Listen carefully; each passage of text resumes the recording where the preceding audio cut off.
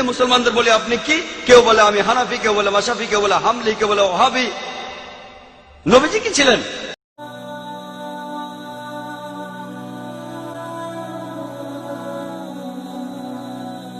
আমার এক অমুসলিম বন্ধু, সে আমাকে বলে যে মুসলমানদের মধ্যেই বিভ্রান্তি আছে। মুসলমানরা নিজেরাই এক অন্যকে প্রশ্ন করে যে আপনি কি ওয়াহাবি নাকি আপনি একজন সুন্নি। তার মতে মুসলমানরাই বিভ্রান্তির মধ্যে রয়েছে। এখন এই ব্যাপারে আপনি কি বলবেন? এ ব্যাপারে আমরা মুসলমানরা কি বলতে পারি? বোন, আপনি বললেন যে এক অমুসলিম বোন প্রশ্ন করেছেন যে মুসলমানদের নিজেদের মধ্যে বিভ্রান্তি আছে যে আপনি কি ওয়াহাবি নাকি হানাফি নাকি মাশরাফি নাকি মালিকি, তাহলে মুসলমানরা বিভ্রান্তির মধ্যে আছে, এর উত্তরটা কি? আমি অমুসলিম এই বোনের সাথে একমত। দুর্ভাগ্যজনকভাবে মুসলমানরা এখন অনেক ভাগে বিভক্ত। তবে আমি যখন হিন্দুদের বেদ পড়তে বলছি তখন মুসলমানদেরও কোরআন পড়তে বলছি।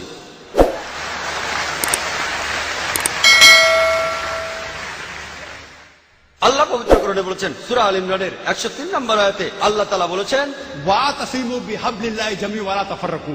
আল্লাহর রজ্জু শক্ত করে ধরো আর বিচ্ছিন্ন হয়ো না।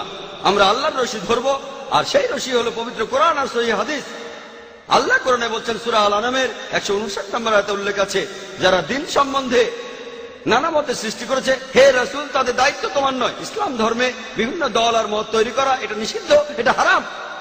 কিন্তু যদি মুসলমানদের বলি আপনি কি, কেউ বলে আমি হানাফি, কেউ বলে মাশাফি, কেউ বলে হামলি, কেউ বলে ওয়াহাবি। নবীজি কি ছিলেন? তিনি কি হানাফি, তিনি কি মাশাফি, তিনি কি হামলি, তিনি কি মালিকি, তিনি কি ছিলেন? তিনি মুসলিম ছিলেন। পবিত্র কোরআনে সূরা আল ইমরানের 52 নম্বর আয়াতে উল্লেখ করা আছে, ঈসা আলাইহিস সালাম, যীশু খ্রিস্ট, তিনি মুসলমান ছিলেন। পবিত্র কোরআনে সূরা আল ইমরানের 67 নম্বর আয়াতে উল্লেখ আছে যে ইব্রাহিম আলাইহিস সালাম, তিনিও মুসলিম ছিলেন। পবিত্র কোরআনে সূরা ফুসিলাতে 33 নম্বর আয়াতে উল্লেখ করা আছে, ওয়ামান আহসানু ক্বালাম মিম্মান দা ইলাল্লাহি ওয়া আমিলা সালিহান ক্বালা ইন্নানি মিনাল মুসলিমিন। সেই ব্যক্তির চেয়ে কে উত্তম যে মানুষকে আহ্বান করে আল্লাহর পথে, সৎকর্ম করে আর বলে আমি মুসলমান। আমাদের নবী মুহাম্মদ সাল্লাল্লাহু আলাইহি ওয়াসাল্লাম মুসলমান ছিলেন। আল্লাহই বলেছেন আমরা হব মুসলমান।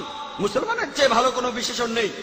আর চারজন বিখ্যাত ইমামের সবাই, ইমাম আবু হানিফা, ইমাম মাশাফি, ইমাম আহমদ ইবনে হাম্বল, ইমাম মালিক, আল্লাহ সবাইকে শান্তিতে রাখুন, তারা বিখ্যাত পণ্ডিত। আমি তাদের সবাইকে শ্রদ্ধা করি, পছন্দ করি। তারা বিখ্যাত পণ্ডিত। আর এই পণ্ডিতদের সবাই বলেছেন, এই চারজন ইমাম বলেছেন, যদি আমার কোনো ফতোয়া আল্লাহ ও রাসূলের বিরুদ্ধে যায় তাহলে তোমরা আমার ফতোয়াকে ছুঁড়ে ফেলে দাও।